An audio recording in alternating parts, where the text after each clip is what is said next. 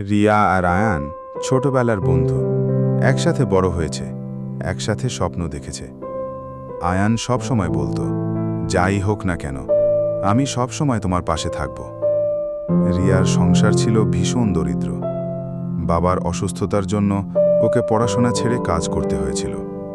তখন আয়ানই ছিল তার একমাত্র ভরসা। কিন্তু সময়ের সাথে আয়ান বদলে গেল। নতুন বন্ধু, নতুন জীবন ধীরে ধীরে রিয়াকে এড়িয়ে চলতে শুরু করল। একদিন রিয়ার বাবা মারা গেলেন। কাঁপা কণ্ঠে রিয়া ফোন করল, আয়ান তুমি আসবে তো? আজ আমার খুব দরকার তোমার। কিন্তু ফোনের ওপাশে শুধু নীরবতা।